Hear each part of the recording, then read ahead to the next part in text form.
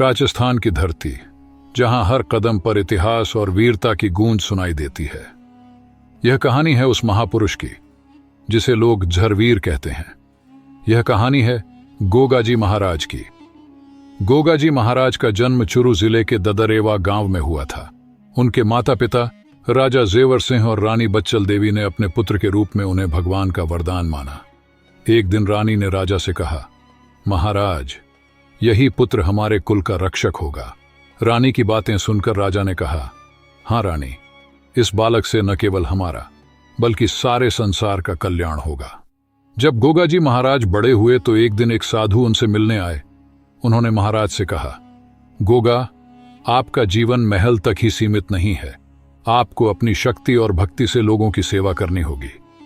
तब गोगाजी महाराज ने कहा, गुरुदेव, मुझे आशीर्वाद दीजिए ताकि मैं अपनी प्रजा की सेवा कर सकूं और धर्म की रक्षा कर सकूं।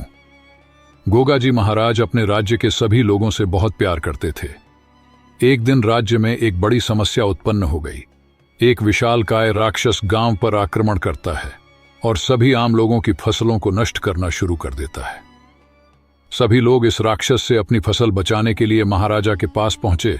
गांव के लोगों की बात सुनकर गोगाजी महाराज दौड़कर बाहर आए। महाराज राक्षस के पास आए और बोले, मैं अपनी प्रजा और धर्म की रक्षा के लिए यहां खड़ा हूं।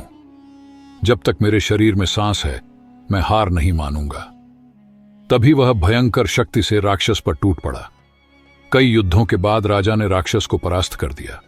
गांव के सभी लोग राजा की प्रशंसा करने लगे। इस प्रकार गोगाजी महाराज ने बार बार अपने राज्य के सभी लोगों की रक्षा की। गोगाजी महाराज ने अपनी प्रजा और धर्म की रक्षा के लिए अपनी आखिरी सांस तक संघर्ष किया। उनकी वीरता ने उन्हें अमर बना दिया।